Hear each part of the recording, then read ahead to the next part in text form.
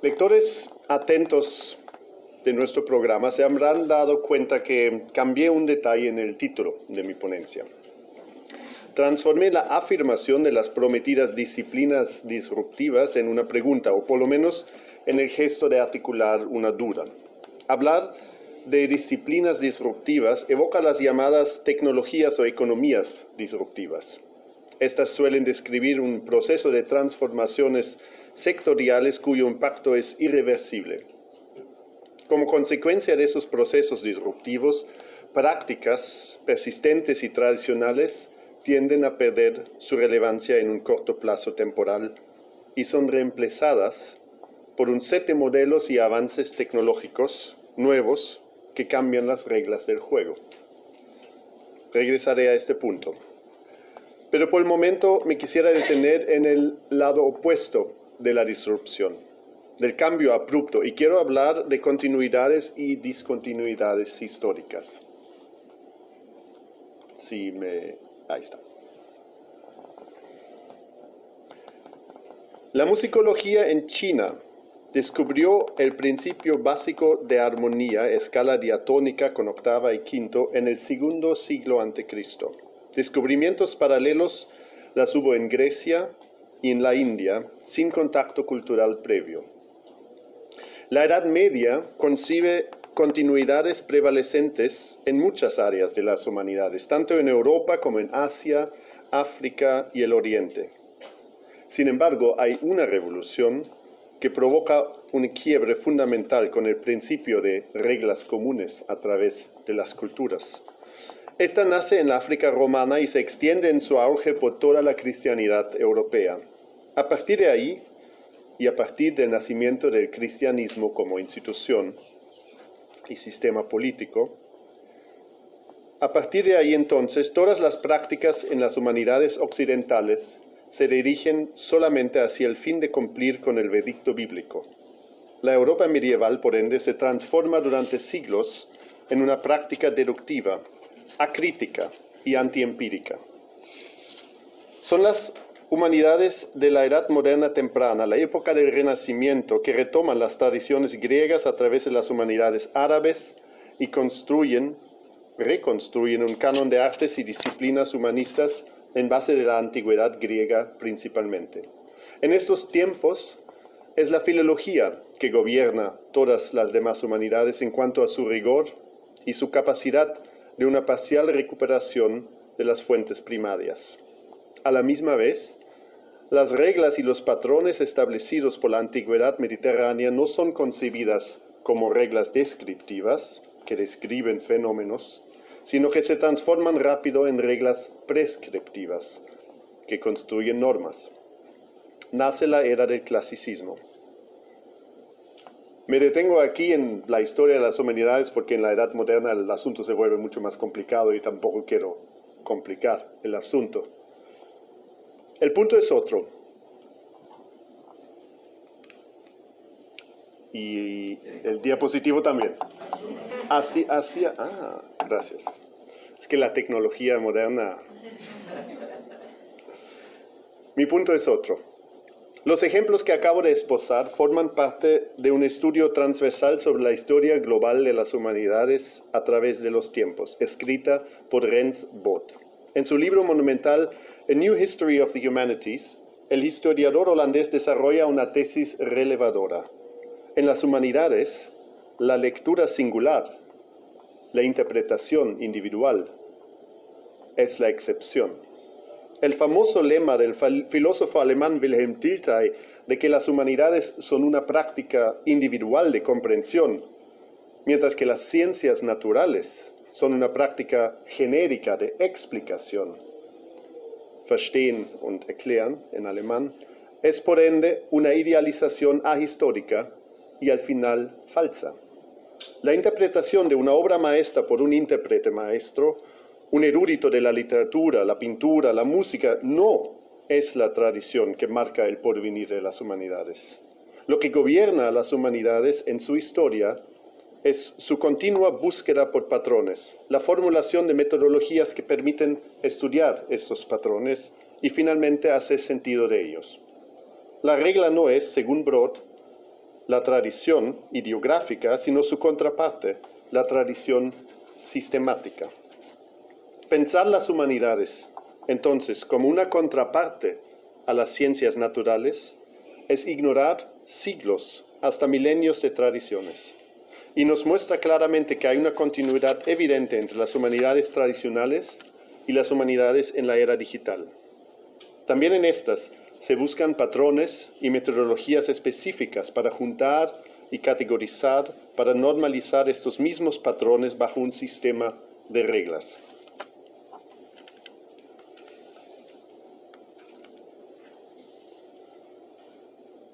Sin embargo, y ya lo vimos con el ejemplo de la Edad Media, la historia de las humanidades está lleno de grandes y pequeños cambios. Y es evidente que las transformaciones que implica la entrada de la humanidad en la era digital es un cambio a escala de Gutenberg.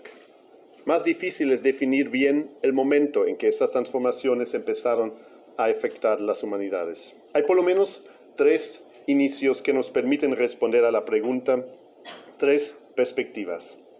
El enfoque individual, es decir, una persona que marcó un punto inicial, el enfoque del paradigma tecnológico y el enfoque institucional académico. Quiero brevemente explicar esos 3 enfoques.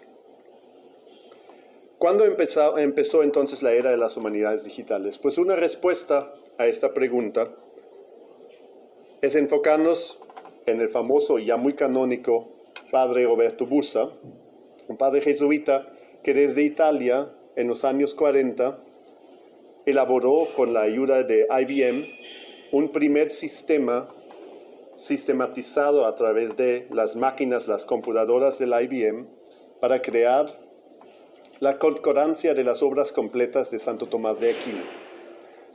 Al final, a través de esta metodología digital, se creó una obra de 56 volúmenes con 70.000 páginas en un espacio temporal de 7 años.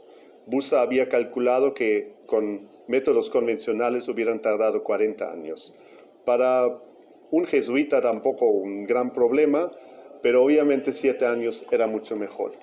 Esto es el primer ejemplo, como dice el mismo Busa, de un word index automatically compiled and printed by IBM punched card machines, es decir, a través de tarjetitas con hoyos en lugares específicos que eran, como quizás algunos saben, la tecnología que antes precedía, que existía antes de las computadoras electrónicas, por decirlo así, y sobre todo de las memorias electrónicas. Por esas prácticas, Busa es considerado pionero en la aplicación computacional, pionero en la lexicografía y pionero en la lingüística de corpus. Eso es una perspectiva. La segunda, quizás más evidente y desde otro enfoque, es la llegada de la tecnología al consumidor privado. El Internet no empieza igual y en el mismo momento en todo el mundo. Pero con la llegada de las computadoras personales y la introducción de un software, famosamente en los años 90 Netscape, el browser de Netscape, de repente el sistema computacional y la cultura computacional que existía cambiaba desde las empresas y desde las grandes estructuras hacia el individuo, hacia la posibilidad del individuo de guardar información en su propio aparato y hacer con él lo que quiere. Y a la misma vez, y eso ya empieza en los años 80, y a la misma vez los años 90 traen el acceso a un Internet muy joven todavía a todas las casas privadas que podían tener por lo menos una computadora. Y como podemos ver, el crecimiento de los usuarios de red a nivel global se acelera a una increíble velocidad. De los 36 millones de personas que se calculan a nivel mundial, que se calculan para el año 95, estamos a más de 4.000 millones en el año pasado. Hay un tercer enfoque en el que me quiero enfocar un poco más y es el caso institucional académico. La pregunta sigue siendo ¿cuándo empezaron las humanidades digitales y cómo podemos describir este proceso en el que las humanidades digitales empiezan a formar parte del campo académico. Voy a enfocarme en el proceso de profesionalización y diversificación del campo alemán o germanófono, no porque sea el más importante ni mucho menos, pero porque es uno que conozco un poco y que quizás da un ejemplo del desarrollo del campo. Lo que aquí pueden ver es el desarrollo y el crecimiento de las cátedras dedicadas al campo de las humanidades digitales. Nos da cifras y nos da tendencias y un sentido de distribución de los enfoques en el campo. Ahora voy a enfocarme y mostrarles con más detalle cuáles son los enfoques temáticos de esas catedráticas, porque no todas son simplemente catedráticas, es decir, puestos de profesorado en la universidad por vida, normalmente con un pequeño círculo de asistentes académicos con tendencia de crear propias carreras, etc. No todas se llaman humanidades digitales y ya está, sino tienen diferentes ejes, diferentes enfoques. Ahora nos vamos a ver eso. Hay que decir, para tampoco exagerar estas cifras,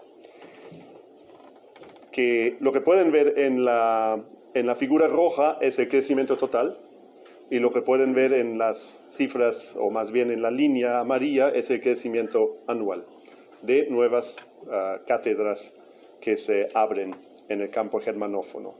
Sin embargo, hay toda esta montaña, en este momento 30 posiciones todavía abiertas, 30 posiciones son temporales, es decir, no son permanentes, es decir, desde la perspectiva institucional es un experimento. Vamos a ver si esto funciona, vamos a ver si queremos seguir financiando esta cátedra por el resto de la vida dentro de la estructura o si va a ser una cosa temporal.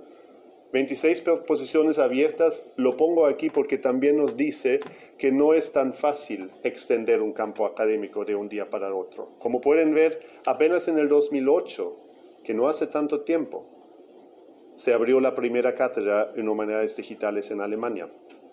Y abrir un campo a esta velocidad también significa que hacen falta profesionales para llenar todos esos espacios. Si vemos con más detalle la distribución de campo académico, podemos diferenciar por lo menos 4 diferentes grupos. Una que llamé general, es decir, cátedras generales de humanidades digitales que no son especificadas. Una de diversas áreas como musicología, inteligencia artificial, una enfocada solamente en acceso abierto y en lo que en alemán se llama Forschungsdatenmanagement, que es el manejo de los datos de investigación a un nivel investigativo, es decir, no solamente estructural, sino investigativo, qué es y cómo deberíamos mantener, guardar, conservar y distribuir datos de investigación. Hay varias cátedras de arte y algunas dedicadas específicamente a la teoría de las humanidades digitales. Luego hay un sector muy grande de letras, que principalmente se compone por un área que lamentablemente aquí ya no se puede leer, que es el área amarillo muy grande, que es la lingüística aplicada, la lingüística computacional, que tiende a ser una de las áreas más tradicionales y más fuertes de las humanidades digitales, pero también un fuerte componente de estudios textuales y con una también muy fuerte enfoque en lo que es la edición digital, lo que es la filología de edición digital, que en Alemania tiende a tener una tradición muy importante. Pero quizás para el contexto nuestro, el apartado azul es relevante, donde traté de resumir las diferentes cátedras bajo historia a algunas áreas, algunas cátedras que específicamente son historia digital, y todo el sector de la cultura, museología, estudios culturales, arqueología y patrimonio. Si nos enfocamos en este punto, también vemos unas tendencias interesantes. La arqueología junto con la lingüística computacional es de las más tradicionales disciplinas de humanidades digitales y vemos que de hecho en Alemania fue la primera. La primera cátedra se abrió en Berlín en el área de arcoinformática. Pero también es interesante ver crecimiento de los trabajos académicos y de las cátedras académicas en el patrimonio documental, el área que para la oficina, para el contexto en que nosotros trabajamos, es tan fundamental. Vemos entonces que las humanidades digitales ya tienden a difundir cada vez más hacia las disciplinas ya establecidas, hacia las disciplinas tradicionales, tienden a cambiar las prácticas por dentro de las mismas disciplinas. No forman institutos nuevos, sino van hacia las mismas disciplinas. Y en el caso de la arqueología, por ejemplo, o de la lingüística, ya yo creo en muchas partes podríamos quitar el adverbio digital de la denominación, porque ya no existe lingüística no computacional. Cuando es histórica de repente sí, pero muy poco. Ya no existe arqueología que no sea digital.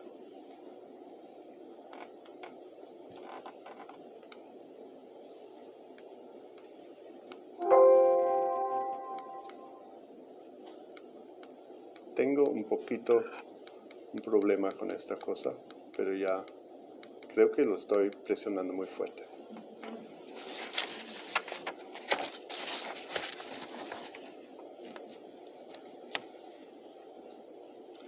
Obviamente, retomando mi último punto, esa perspectiva es parcial y excluye al crecimiento institucional, la creación de grupos de trabajo y de sociedades académicas, la organización de conferencias anuales a nivel nacional e internacional, la fundación de revistas especializadas y series de publicación en las humanidades digitales, la fundación de instituciones regionales, nacionales e internacionales, y al final, no menos importante, al contrario, la construcción de infraestructuras nacionales e internacionales para la organización de los datos de investigación en las humanidades. Todas esas áreas, todas esas actividades están tomando lugar en el mundo académico y están transformando a las prácticas, pero también yo creo a la perspectiva política hacia estas humanidades. Porque no es un extra, no es un lujo que nos estamos dando en las disciplinas, no es algo que nos encanta como una moda teórica que viene y se va. Es un cambio fundamental institucional que tiene que pasar y que va a costar y que está costando mucho dinero, hay que decirlo también. Es una revolución mediática que se expresa dentro de las mismas cambiantes estructuras profesionales e institucionales porque requiere de nuevos profesionalismos, requiere de nuevas infraestructuras. Si nosotros queremos leer libros, producir libros, conservar y distribuir libros, necesitamos una red amplia de profesionalismos y todos sabemos cuáles son, todos los conocemos. El bibliotecario, la archivista, el autor, la editorial con todos sus profesionalismos particulares, la misma institución de una biblioteca. Todo esto cuesta una cantidad grandísima de dinero, los archivos, pero todo esto lo hemos naturalizado como algo que forma parte de nuestro acuerdo social de investigaciones que hacemos porque nos parecen de un interés mutuo y relevante. Todo esto está pasando de forma analógica en el contexto digital. Y todo esto requiere institucionalizaciones tan serias y relevantes como las tenemos en nuestras más grandes bibliotecas, archivos, universidades, infraestructuras. Pero obviamente eso es decir mucho y es querer mucho. Y hay una desigualdad digital, hay ritmos anacrónicos de las economías globales y hay obstáculos a este proceso.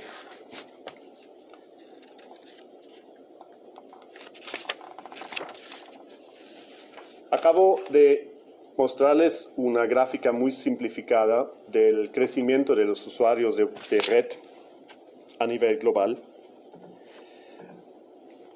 Pero si vemos la distribución real de los que tienen y los que no tienen acceso al Internet, vemos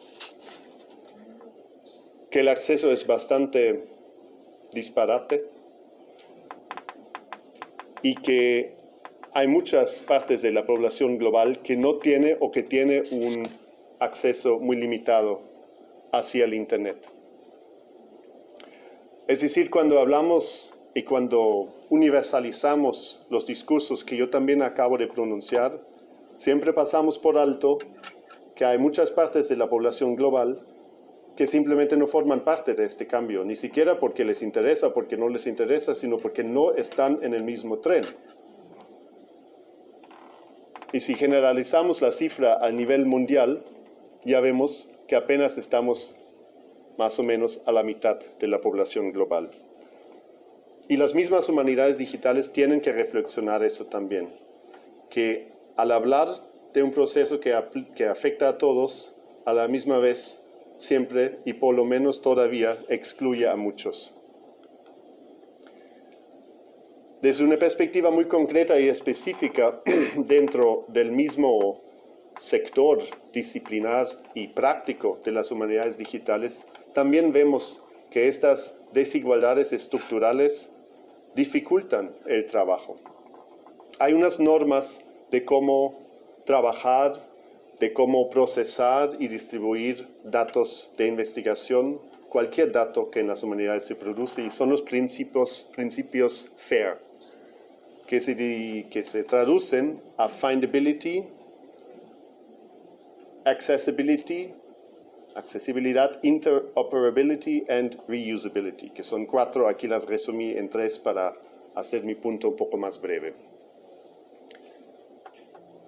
El estimado colega Antonio Rojas Castro hizo una presentación bastante buena sobre este tema que les recomiendo mucho, y lo que aquí digo básicamente se lo robé de él, pero me dio su permiso anoche, así que no me siento muy mal. Antonio dice, resumiendo sus puntos sobre la dificultad de ejercer los principios FAIR en todos los contextos académicos, sobre todo en contextos académicos donde existen desigualdades entre las prácticas del Global North, del norte global, y del Global South, del sur global, prácticas que incluso nos enfrentamos en nuestro proyecto Humboldt Digital, que es un proyecto de este índole, que es un proyecto donde nos confrontamos con diferentes realidades económicas, tecnológicas, también culturales. Un proyecto donde también estamos afortunadamente obligados a reflexionar sobre este mismo problema, que no es un problema particular de nuestro proyecto, sino es un problema de las humanidades digitales a nivel global, cuando no las hacemos en pequeños pueblos ricos solamente para nosotros. Y empieza con puntos tan simples como pedir que cada recurso digital tenga un identificador persistente. Suena como un requerimiento fácil, pero una vez que uno trata de implementarlo, se da cuenta que primero esto cuesta dinero. Es decir, atrás de esta estructura, este requerimiento estructural, existe un proceso comercial, o por lo menos económicamente relevante. Más allá de eso, está la dificultad de que el servidor Handle o la agencia Handle es norteamericana. Es decir, si uno viene como proyecto cubano-alemán, de repente ya no quieren hablar con uno. Entonces ya tenemos 2 problemas, político y económico.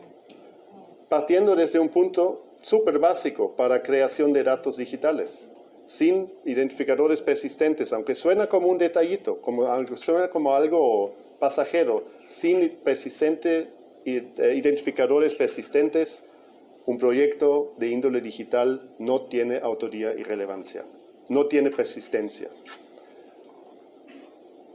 El acceso que todos queremos, el open access, el acceso abierto a las fuentes, tiende a ignorar que hay barreras políticas, sociales, económicas, que hay una competencia individual diferente, que es muchas veces un gran problema, ¿no? Producimos material digital, producimos datos digitales, pero nos hacen falta usuarios capaces de manejar esos datos. Es decir, la producción de datos de investigación y la enseñanza académica a alto nivel tiene que ir mano a mano y requiere un proceso temporal de una generación, hasta que los datos que estamos produciendo ahora se transforman en datos realmente reusables para otros, no a nivel tecnológico, sino a nivel de conocimiento.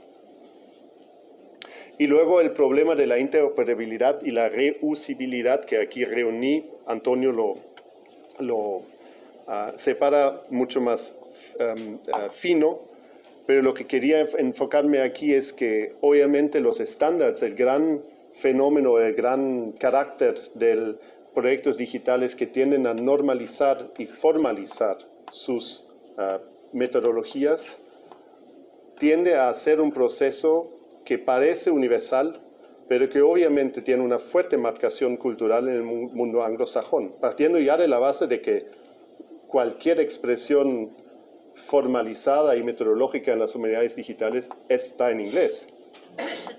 No hay código en español.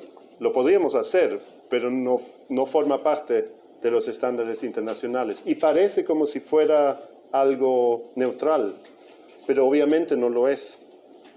Entonces, hablar de prácticas FAIR requiere, y sobre todo porque somos disciplinas autorreflexivas, porque somos humanidades dentro de lo digital, requiere un nivel de autorreflexión constante en el proceso. Hablar de proyectos de humanidades digitales, más que nada, es hablar de proyectos en concreto. Hay un famoso dicho que en las humanidades digitales se tiende a no leer lo que uno escribe sobre los proyectos, sino simplemente a hablar sobre los proyectos, que es un poco diferente que las prácticas en otras disciplinas humanitarias.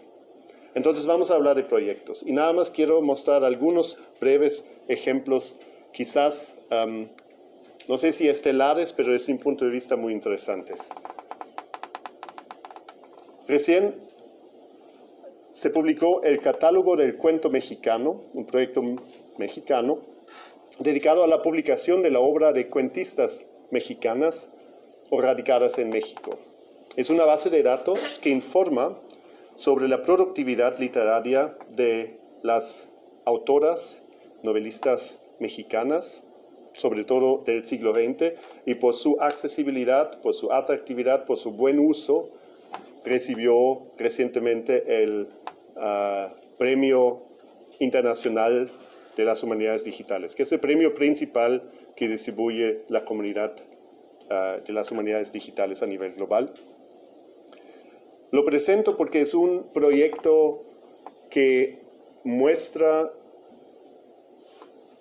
una tendencia, o más bien un intento, de cambiar la historia de la literatura, un trabajo que en los estudios literarios feministas se está haciendo desde los años 70 del siglo pasado, demostrar que la literatura y la historia de la literatura no es una secuencia de grandes hombres que han escrito grandes obras, sino que hay y siempre ha habido muchas mujeres muy relevantes. Y a mí me llama mucho la atención que el catálogo se llama Catálogo del Cuento Mexicano. No se llama Catálogo del Cuento Mexicano de autoras, o femenil, o literatura de mujeres. No. Se llama Catálogo del Cuento Mexicano. Entonces, típicas dinámicas de marcar discurso y de cambiar el discurso por dentro de las mismas disciplinas, de cambiar el pensamiento y la manera como concibimos la historia de la literatura, aquí se realizan de manera digital, muy abierto, muy accesible y reusable. Es decir, la práctica intelectual no es nueva, al contrario, lleva más de medio siglo. El trabajo de cambiar la historia de la literatura a nivel nacional, global, pero los métodos, la presentación, el interfaz es muy diferente. Cuando hablamos de colecciones de patrimonio documental, también tenemos que hablar de la plataforma europeana, el proyecto principal de la Unión Europea para unir y juntar todas las colecciones accesibles públicamente en las diferentes instituciones de patrimonio a nivel europeo. Europeana ofrece a los entusiastas, dice, del legado cultural, profesionales, profesores e investigadores, acceso digital a material histórico-cultural europeo. También mostré Europeana porque tiene un aspecto muy relevante en cuanto a no solamente mostrar o juntar material de patrimonio cultural, sino invitar al público, al ciudadano, a participar en la creación del patrimonio cultural, a participar en la recreación y en reuso del patrimonio documental. Dan fuerte énfasis en este lado y se aprovechan obviamente del espacio digital y de la posibilidad de interacción digital para transformar esos objetos culturales en materia prima, por decirlo así, ¿no? Siguiendo también a las ideas del Creative Commons. Perdón. Aquí algunas cifras. 28 millones de imágenes, 21 millones de textos, 770,000 sonidos, archivos de sonidos, más de 300,000 videos y 9,000 objetos en 3D. Dracor es una plataforma para las lecturas, de hecho un proyecto germano-ruso, sobre todo. Es una plataforma para las lecturas distantes, lo que dice Franco Moretti, el distant reading, una lectura de grandes corpus dramatúrgicos, y es un ejemplo típico en las humanidades digitales para una plataforma que se enfoca en la reutilización y agregación de datos para la investigación. Hay un gran corpus de obras completas, texto completo con marcación profunda a todos los niveles estructurales, de obras en lengua alemana, en ruso, en italiano, sueco, griego, romano antiguo, latín, español, alsaciano, tártaro y 54 obras de Calderón de la Barca y 37 de Shakespeare, ya enfocándose en figuras magistrales. El corpus enfoca más bien elementos estructurales, la semántica, actos, escenas, actuaciones, descripciones de escenas, el género de los respectivos personajes, la cantidad de su interacción, y invita a los usuarios a participar en este corpus de forma directa. Tiene todo un aparato de documentación para enseñar, y ahí estamos otra vez con el tema de que las humanidades digitales requieren un usuario, una usuaria competente, invitan a formar parte de un proceso de generar competencia, porque la competencia no la tienes empezando con un proyecto digital, la desarrollas con suerte y con mucho trabajo en el proceso mismo. Otro proyecto en el que también participa mi querido colega Antonio Rojas Castro y muchos otros investigadores e investigadoras europeos y latinoamericanos, es The Programming Historian, que va en la misma índole de lo que acabo de decir sobre Dracor. The Programming Historian se enfoca principalmente en la enseñanza y en la distribución de conocimiento a través de prácticas concretas de las humanidades digitales. Finalmente, y quizás en el contexto de la oficina, el ejemplo más relevante, quiero hacer mención del proyecto Transcribos, que es una plataforma integral, como dice la cita de la misma página, para la digitalización, el reconocimiento de textos mediante inteligencia artificial, la transcripción y la búsqueda de documentos históricos de cualquier lugar, de cualquier época y en cualquier idioma. Transcribos nació como un proyecto infraestructural de gran tamaño, financiado por la Unión Europea, y se ha transformado en los últimos 2-3 años en una cooperativa europea. Es decir, se transformó desde un proyecto financiado por fondos públicos en una cooperativa económicamente sustentable y sostenible a nivel propio, pero en una cooperativa. Es decir, no en una empresa económica privada con fines lucrativos, sino en una cooperativa con más de 100 miembros en todo el mundo. Y la idea es de automatizar la transcripción de manuscritos a gran escala. Lo que esto permite, y estamos hablando de una tecnología ya aprobada por muchas instituciones, pero que sigue en desarrollo, que no está al final de su proceso para nada, y que sigue teniendo también sus problemas, como cualquier desarrollo tecnológico. Pero lo que Transcribos promete es realmente dar acceso al contenido de los archivos en un sentido mucho más profundo. Todos sabemos que la transcripción individual no la podemos hacer para kilómetros de material de archivos. Transcribos sería una forma de darnos un acceso automatizado a los contenidos de los archivos del mundo, paso por paso, a través de la tecnología. Y creo que sería un paso hacia una apertura realmente radical, a un cambio casi paradigmático en nuestra manera como podemos trabajar y accesar archivos. Tengo que terminar, yo sé, pero ya estoy entrando en mi último punto. Casi todos los proyectos mencionados invitan a los lectores y usuarios a interactuar con el material presentado, de aprender y colaborar, de reutilizar y estudiar los materiales. Las humanidades digitales, como dije, se realizan a través de sus proyectos. Son ejemplares en su gesto de participación y en resolver algunos viejos problemas. ¿Cómo comunicar historias alternativas de la literatura? ¿Cómo comparar vastos corpus dramáticos? ¿Cómo juntar los objetos diversos de las colecciones de todo un continente? ¿Cómo enseñar los nuevos métodos fuera de las aulas particulares de un salón universitario? ¿Cómo transcribir los miles y millones de documentos patrimoniales? ¿Cómo finalmente abrir los archivos? Todo esto está en manos de las humanidades digitales. Y todo esto cambia profundamente a nuestro proceso de percibir esas mismas disciplinas. La mayor empresa de taxis del mundo, Uber, no tiene coches. La empresa de medios de comunicación más popular del mundo, Facebook, no crea contenidos. El minorista más valioso del mundo, Alibaba, no tiene inventario. Y el mayor proveedor de alojamiento del mundo, Airbnb, no posee ninguna propiedad. Algo interesante está ocurriendo. Las dinámicas transformadoras que el modelo económico de esos ejemplos caracterizan son una consecuencia directa del triunfo del Internet desde los años 90.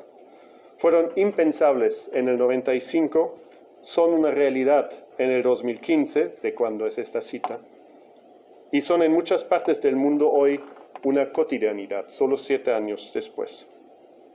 Su impacto se basa en la capacidad de haber creado plataformas extremadamente útiles. Su secreto, no tan secreto, es su interfaz, el punto de comunicación entre productor y consumidor. Las humanidades digitales no son una empresa, ni han creado una sola plataforma desde donde se trabaja, estudia, investiga. No tienen una interfaz, no son un producto y no son un producto. Su proceso de desarrollo es más lento y se organiza dentro del sistema académico. La analogía con el campo económico, por ende, tiene sus limitaciones. Sin embargo, las consecuencias de la llegada de las tecnologías digitales al mundo académico las ha cambiado para siempre. Estos cambios no se expresan como una dinámica de mercado, sino en un cambio de conciencia, en nuevas formas de colaborar a través de las disciplinas y los sectores del mundo cultural y académico. Archivos en la era digital cambian y pueden recuperar su valor fundamental para la memoria colectiva y la conciencia histórica de una comunidad. Museos y bibliotecas abren sus colecciones y las liberan de la custodia singular de su propio dominio. Devuelven, por decirlo así, sus objetos al público sin perder o dañar una sola pieza. Académicos y no académicos pueden aprovechar de las humanidades digitales como un campo generoso. Es generoso porque prioriza una cultura de transparencia frente al ocultismo de una intelectualidad elitista. Es generoso porque documenta sus decisiones, sus reglas del juego y sus métodos.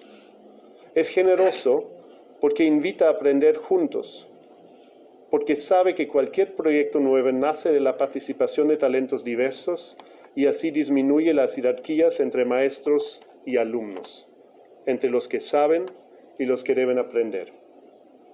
Las humanidades digitales son, por estas y otras razones, una de las expresiones más nobles en nuestra misión de utilizar las tecnologías digitales, no para el avance monetario de algunos o el servicio al cliente solamente, sino para un bien común. Y al final, esta es la tarea de cualquier organización de patrimonio, sea esta la oficina del historiador, una academia de ciencias, un museo, un archivo, un instituto de investigación. Si queremos dar continuidad a estas instituciones, a su misión pública, debemos aprovechar la oferta que nos brindan las humanidades digitales para modernizarnos y evolucionar a la altura de nuestras sociedades. Gracias.